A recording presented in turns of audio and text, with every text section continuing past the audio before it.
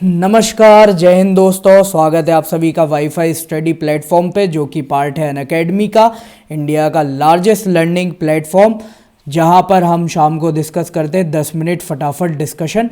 तो आज का हमारा फटाफट डिस्कशन का टॉपिक है मोरक्को और इजराइल के जो टाइज़ नॉर्मल हुए हैं, इससे हम डिस्कस करेंगे। डेट है आज की 16 दिसंबर, तो 16 दिसंबर के हम टॉपिक डिस्कस करते हैं।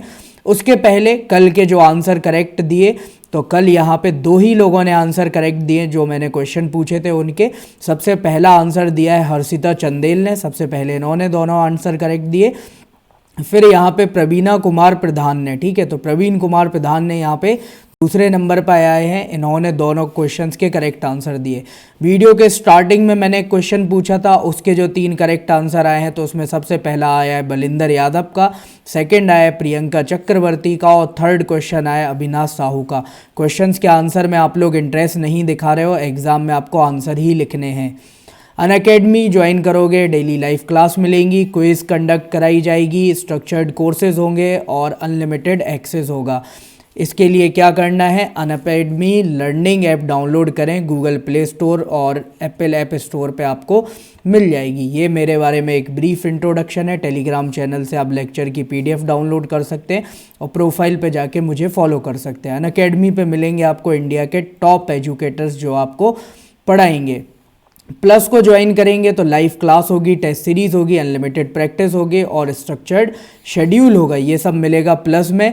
ये प्राइसेस दी हैं, बट इस पे आप जैसे ही रेफरल कोड अप्लाई करोगे 10% डिस्काउंट मिलेगा। तो इन कम प्राइसेस में आप यहाँ पे इसको ज्वाइन कर सकते हो। प्लस के जो फ़ायदे हैं वही सारे फ़ायदे मिलेंगे आइकॉनिक में। साथ ही पर्सनल कोच मिलेगा, डेली मेंस के क्वेश्चन आंसर प्रैक्टिस कराए जाएंगे, स्टडी प्लान होगा और पर्सनलाइज्ड फीडबैक होगा। ये सब मिलेगा आइकॉनिक में। आइकॉनिक की प्राइसेस ये है, बट कोड लगाएं और इस प्राइसेस को पे ना करें। 10% डिस्काउंट मिलेगा, तो कम प्राइसेस को पे करें और इसमें आप अनअकैडमी आइकॉनिक परचेस कर सकते हैं।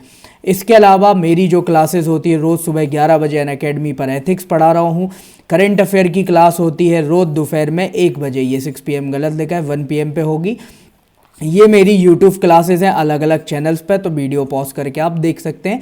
तो बढ़ते हैं। आज से हमने एक नई चीज़ की है जो आपको कॉम्पिटिटिव एग्जाम के लिए जो सारे करंट अफेयर मिल रहे थे, तो उसमें से कुछ वीडियो के स्टार्ट में मिलेंगे, कुछ बाद में मिलेंगे। स्टार्ट वाले आज हम करंट अफेयर देख लेते हैं। पहला है आपका सैन इसिडरो मूवमेंट, ठीक है, तो सैन इसिडरो मूवमेंट से रिलेटेड ये है। ये एक प्रोटेस्ट चल रहा है कहाँ पे, क्यूबा में, उसकी रिजीम के अगेंस्ट। प्रोटेस्ट क्यों किया जा रहा है, तो क्यूबा जो गवर्नमेंट थी उसने एक डिक्री 349, डिक्री मतलब होता है ऑर्डर, तो एक ऑर्डर निकाला और इससे सेंसरशिप लगा दी जो आर्टिस्टिक वर्क्स होते हैं उन पर। उसके खिलाफ ये प्रोटेस्ट चला रहे हैं। सैन इसिड्रो की अगर हम बात करें तो ये यूनेस्को की वर्ल्ड हेरिटेज साइट है। एक स्ट्रेट फॉरवर्ड फैक्ट आपके लिए, कहाँ पर लोकेटेड है, तो हवाना में। हवाना चूँकि गरीब देश है, यहाँ पे गरीब सिटी है, लेकिन कल्चर वाइज देखें तो ये बहुत ही ज़्यादा रिच है। हवाना क्या है, तो क्यूबा की कैपिटल है। दूसरा फैक्ट आपके लिए। सेकंड जो आपकी न्यूज़ है वो रिलेटेड है advance towed artillery gun system से। ये एक टाइप की होइत्ज़र है। होइत्ज़र क्या होती है, तो इस तरीके की तोप होती है जिसमें क्या होता है, आगे का ये एरिया बहुत लंबा होता है, जो गोले छोड़े जाते हैं शेल्स वो छोटे किस्म के होते हैं। इसको बनाया है किसने, तो DRDO ने बनाया। स्ट्रेट फॉरवर्ड फैक्ट आपके लिए। 155 mm या 52 कैलिबर की ये आर्टिलरी गन है, जिसको DRDO ने किसके साथ मिलकर बनाया, भारत फौज कल्याणी ग्रुप है, प्राइवेट कंपनी है, और टाटा पावर SED के साथ मिलकर इसको बनाया है। इसने एक वर्ल्ड रिकॉर्ड बनाया था 47.2 किलोमीटर फायर करने का 2017 में। तो 3 फैक्ट इस न्यूज़ में मिले, 3 इसमें। बढ़ते हैं अब आज के हमारे टॉपिक की तरफ, जो कि है मोरक्को और इजराइल से रिलेटेड। मोरक्को चौथी कंट्री हो चुकी है, अरेबियन कंट्री, जिसने इजराइल के साथ अपने टाइज नॉर्मल किए, और ये पिछले 5 महीनों में ही हुआ है। इसको अनाउंस किया किसने, तो जो हमारे यूनाइटेड स्टेट्स के प्रेसिडेंट है डोनाल्ड ट्रंप, उन्होंने ये अनाउंस किया है। इन्होंने ये डील ब्रोकर कराई है। इसके पहले किस किस के टाइज नॉर्मल हुए, तो UAE, बहरीन, सूडान और मोरक्को, ठीक है। ये 4 कंट्रीज़ हैं जिन्होंने इजराइल के साथ अपने टाइज अच्छे कर लिए हैं। इससे यहाँ पे उम्मीद है कि वेस्ट एशिया का जो रीजन है वहाँ पे पीसफुल हो सकता है। अब यहाँ पे क्या हुआ, लास्ट टाइम जब सूडान ने अक्टूबर के मंथ में यहाँ पे रिलेशन नॉर्मल किए थे, तो US ने क्या किया, उसको यहाँ पे टेररिज्म लिस्ट में जो डाला हुआ था उससे बाहर कर दिया। तो इसको वो फ़ायदा हुआ, इसीलिए टाइज नॉर्मल कर लिए। तो मोरक्को को क्या फ़ायदा हो रहा है? तो मोरक्को को फ़ायदा ये हो रहा है कि मोरक्को जो वेस्टर्न सहारा के एरिया पे अपनी सोवरेंटी क्लेम करता था कि ये एरिया हमारा है, तो इसको रिकॉग्नाइज़ किया है यूएस ने। यूएस ने मान लिया कि ठीक है ये एरिया आपका है। इसी के साथ मोरक्को अब क्या करेगा? डिप्लोमेटिक रिलेशन एस्टेब्लिश करेगा और ऑफिशियल कॉन्टेक्ट फिर से बनाएगा किसके साथ? इजराइल के साथ। साथ में डायरेक्ट यहाँ पे फ्लाइट चलाई जाएंगी, एरोप्लेन्स चलाए जाएंगे इजरायली टूरिस्ट के लिए और इजराइल चलाएगा मोरक्को टूरिस्ट के लिए। तो दोनों साइड से फ्लाइट्स की आवाजाही हो जाएगी। अब यहाँ पे इंपॉर्टेंट जो न्यूज़ है वो है वेस्टर्न सहारा से रिलेटेड, क्योंकि इस एरिया को रिकॉग्निशन दे दिया। तो वेस्टर्न सहारा क्या है? तो ये बहुत बड़ा एरिया है। कैसा है? एरिड, सूखा हुआ एरिया है। यहाँ पे पॉपुलेशन बटी हुई है और ये किससे बॉर्डर शेयर करता है? तो मोरक्को से, अल्जीरिया से, मॉरिशियाना और दूसरे साइड आपका अटलांटिक ओशियन पड़ता है, तो अटलांटिक से भी ये बॉर्डर शेयर करता है। डिजर्ट रीजन है पूरे तरीके से, यहाँ पे ये डिजर्ट रीजन है। पहले क्या था? ये स्पेन की एक कॉलोनी हुआ करता था। जैसे इंडिया किसकी कॉलोनी थी? ब्रिटिश की। हम पे ब्रिटिशर्स ने जैसे रूल किया, तो ऐसे ही स्पेन ने यहाँ पे रूल किया। स्पेन की कॉलोनी थी। स्पेन के जब स्पेन यहाँ से बाहर निकला, ठीक है, स्पेन 1975 में यहाँ से बाहर गया। कैसे? तो यहाँ पे मोरक्को और मॉरिशियाना के साथ इसने एक मैड्रिड अकॉर्ड साइन की और फिर उसके बाद स्पेन चला गया इस रीजन को छोड़ के। जब स्पेन यहाँ पे था तब इसको स्पेनिश सहारा बोला जाता था। स्पेन के जाने के बाद इसका नाम हो गया वेस्टर्न सहारा। उसके बाद मोरक्को ने 1975 पे इस पे कब्जा कर लिया। तब से मोरक्को इसको अपना एरिया बताता है। लेकिन यहाँ पे शहराबी करके कुछ लोग रहते हैं जो यहाँ के इंडिजीनस लोग हैं, मतलब यहीं के नेटिव हैं, यहीं से बिल्कुल यहाँ पे इनका डेवलपमेंट हुआ है। ये इस एरिया को अलग मानते हैं, ये मोरक्को की टेरिटरी नहीं मानते हैं। तो इन्हीं लोगों ने कुछ यहाँ पे आर्म्ड रिवॉल्ट किया था। इनमें से ही कुछ ही लोगों ने इंसर्जेंसी स्टार्ट की और एक ग्रुप बनाया जिसका नाम क्या रखा? पोलिसारियो फ्रंट। ठीक है, तो पोलिसारियो फ्रंट नाम का एक इंसर्जेंट ग्रुप बनाया। बहुत लंबे टाइम तक इन दोनों के बीच में लड़ाई चली, लगभग 16 साल तक ये इंसर्जेंसी चली। बाद में यूनाइटेड नेशन के मीडिएशन की वजह से एक डील साइन हुई 1991 में। ये पीस डील साइन होती है। इसमें बोला जाता है कि रेफरेंडम कराएंगे, मतलब वोटिंग जैसा कराएंगे कि किस साइड इनको रहना है, इंडिपेंडेंट रहना है या मोरक्को में। लेकिन वो अभी तक कभी रेफरेंडम हुआ नहीं है। ठीक है, इसके बाद क्या हुआ? यूएसए ने यहाँ पे सपोर्ट किया है कि दोनों कंट्रीज़ के यानी दोनों एरियाज़ के बीच में मोरक्को और एक जो ये ग्रुप है पोलिसारियो फ्रंट, दोनों के बीच में सीज फायर होनी चाहिए, युद्ध विराम होना चाहिए, दोनों को लड़ना नहीं चाहिए। अफ्रीकन यूनियन की बात करें, जो पूरा यहाँ पे अफ्रीकन कॉन्टिनेंट है, उसकी जो अलग अलग कंट्रीज़ हैं वो इस यूनियन की पार्ट है। लगभग 56-57 कंट्रीज़ इस यूनियन की पार्ट है। तो इस यूनियन की अगर हम बात करें तो ये यहाँ पे क्या करता है? वेस्टर्न सहारा को इंडिपेंडेंट रीजन मानता है। ये मोरक्को के अंदर नहीं मानता, ये इसको इंडिपेंडेंट रीजन मानता है। नवंबर 2020 में क्या हुआ? नवंबर में यहाँ पे बॉर्डर पे एक इंसिडेंट होता है। उसके बाद उसकी वजह से क्या होता है? जो पोलिसारियो फ्रंट था, ये जो 91 वाली डील है, अब इससे बाहर आ जाता है और वापस से यहाँ पे आर्म्ड रिवॉल्ट स्टार्ट कर देता है। तो अब इन लोगों को झटका लगा है, क्योंकि यूएस ने अब इसका सपोर्ट कर दिया तो मोरक्को कंपैरेटिवली पावरफुल हो गया। तो ये जो पोलिसारियो फ्रंट है इसको झटका लगा है और ऐसा बोला जा रहा है कि अब यहाँ पे सिविल वॉर फिर से छिड़ सकता है इन दोनों के बीच में। तो ये इस तरीके से कुछ यहाँ पे जो सहराबी लोग होते हैं, सहराबी जो लोग हैं वो इस तरीके से होते हैं। और देख रहे हो जैसे आप इनने अलग झंडा उठा के रखा है वेस्टर्न सहारा का। अब इम्पॉर्टेंट आ जाता है यहाँ पे मैप। तो सबसे पहले हम मैप में कुछ लोकेशंस देखते हैं। ठीक है, तो जैसे हम भारत से स्टार्ट करेंगे तो आपको और अच्छे से समझ में आएगा। तो ये है हमारा प्यारा भारत। यहाँ से हम जाएंगे वेस्टर्न साइड, तो पाकिस्तान, इराक, ईरान होते हुए हमें सबसे पहले क्या मिलेगा? जैसे ही हम इस मैप को जूम करते हैं तो आपको यहाँ पे सीरिया दिख गया होगा। सीरिया से और नीचे साइड को आएंगे तो आपको दिखेगा क्या? इजराइल। तो सीरिया से हम नीचे साइड आते हैं तो आपको यहाँ पे इजराइल दिख जाएगा। जस्ट अ सेकेंड, ये देखो सीरिया से हम नीचे आए, लेबनन, नेबलन के नीचे ये रहा आपका इजराइल और जॉर्डन। तो इसके साथ रिलेशंस अच्छे हो गए।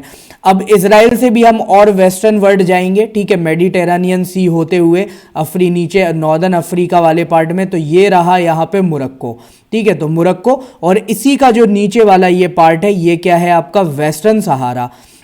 बॉर्डर किस किस से शेयर कर रहा है ये, तो ये कर रहा है यहाँ पे देखो मॉरिशियाना से बॉर्डर शेयर कर रहा है, ऊपर मोरक्को से, और यहाँ पे देखो ये छोटा सा पार्ट किसका लग रहा है, अल्जीरिया का।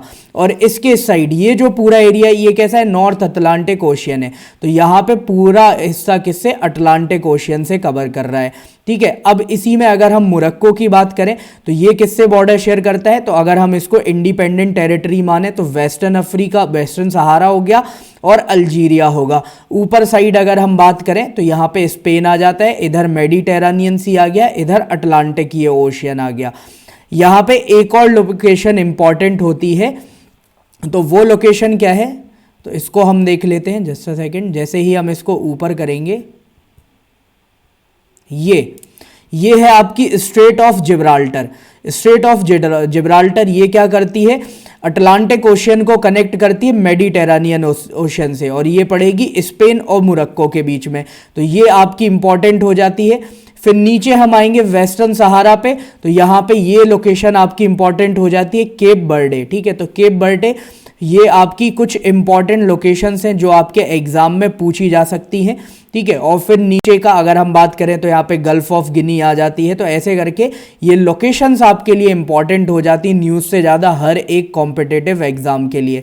तो इन लोकेशंस को करना हमारे लिए ज़्यादा ज़रूरी था, तो हमने इस लोकेशंस को देखा। अब बढ़ते हैं हमारे और जो फैक्चुअल न्यूज़ेज़ आई हैं उनकी तरफ, कि जितनी और भी जो फैक्चुअल न्यूज़ेज़ हैं तो उन सारी न्यूज़ेज़ की तरफ हम बढ़ते हैं कि आगे की आपके जो और दूसरे एग्ज़ाम्स हैं उनके लिए, जो कॉम्पिटिटिव एग्ज़ाम्स के लिए जो इम्पॉर्टेंट न्यूज़ेज़ हैं वो कौन कौन सी हैं। तो अगली न्यूज़ हम देखें तो सबसे पहली न्यूज़ आई है आपकी कहाँ से, ये आई है आपकी एस्वाटिनी जो कंट्री है वहाँ के प्राइम मिनिस्टर की डेथ हुई है, ठीक है। कोविड की वजह से उनका नाम क्या था, एम्ब्रोस डामिनी। तो एम्ब्रोस डामिनी की डेथ हुई है कोविड की वजह से, 52 एज थी। नीति आयोग ने अभी एक अपना एक विज़न लॉन्च किया जिसका नाम क्या है, vision 2035 public health surveillance India. तो इससे दो इंपॉर्टेंट क्वेश्चन, नीति आयोग के सीईओ कौन है, तो अमिताभ कांत, और चेयरपर्सन कौन है, तो यहाँ पे prime minister Narendra Modi. Sports की आपकी न्यूज़ है, इंटरनेशनल हॉकी फेडरेशन ने डिसाइड किया है कि 2023 का जो FIH men's hockey world cup होगा वो उड़ीसा में होगा। ये लगातार दूसरी बार हो रहा है, लास्ट वर्ल्ड कप भी उड़ीसा में ही हुआ था। दो जगहों पे होगा, भुवनेश्वर और रौरकेला में, ठीक है। और 2018 का जो वर्ल्ड कप था वो भी उड़ीसा ने ही होस्ट किया है, अब 23 वाला भी उड़ीसा करेगा। 23 का जो 15th एडिशन है इसकी, जो जहाँ पे होल्ड किया जाएगा वो स्टेडियम कौन सी है, तो एक और फैक्ट है आपके लिए, कलिंग स्टेडियम भुवनेश्वर और बीजू पटनायक स्टेडियम रौरकेला, इन दो जगहों पे ये होस्ट किया जाएगा। तो इसी के साथ आपके आज के क्वेश्चंस। उसके पहले अनअकैडमी UPSC वाले बच्चों के लिए एक बैच लेके आया है, तो इस बैच को आप ज्वाइन कर सकते हो। इसमें आपकी पूरी प्रीलिम्स की तैयारी कंडक्ट करा दी जाएगी। 15 दिसंबर से ये स्टार्ट हो रहा है। क्वेश्चन है आपके, वेस्टर्न सहारा एक डिजर्ट रीजन है जो कि कंट्रोल में मॉरिशियाना के। 1975 के पहले इसको स्पेनिश सहारा बोला जाता था। मोरक्को और पोलिरासियो फ्रंट ने यहाँ पे एक पीस डील साइन की है 1978 में, ठीक है। तो यहाँ पे एक चीज़ थोड़ी सी इनकरेक्ट है, यहाँ पे आपको इनकरेक्ट ऑप्शन बताना है, ठीक है, करेक्ट नहीं, यहाँ पे आपको इनकरेक्ट ऑप्शंस बताना है कि इनमें से कौन सा ऑप्शन इनकरेक्ट है, ठीक है। तो इनमें से कौन सा ऑप्शन इनकरेक्ट है ये बताएं आप। दूसरा क्वेश्चन है नीति आयोग के बारे में, ये 4 स्टेटमेंट दिए गए, इसको बनाया गया 25 जनवरी 2016, ministry of commerce and industry के अंदर आता है। फुल फॉर्म क्या है, national institute for transforming India, और ये गवर्नमेंट ऑफ इंडिया का एक थिंक टैंक है। इन 4 में से बताना है कौन सा ऑप्शन करेक्ट है। तो ये 2 क्वेश्चन हैं। वीडियो अच्छी लगी हो तो जल्दी से लाइक करो, अगर अभी तक नहीं किया है, जितना ज़्यादा हो सके उतना वीडियो को शेयर करो। चैनल को अगर अभी तक सब्सक्राइब नहीं किया है तो जल्दी से जाके सब्सक्राइब करो, बेल आइकन हिट करो ताकि सारे नोटिफिकेशंस आपको मिलते रहें। अनअकैडमी प्लस आइकॉनिक कोर्सेज के लिए आप ये रेफरल कोड अप्लाई कर सकते हो, 10% डिस्काउंट मिलेगा।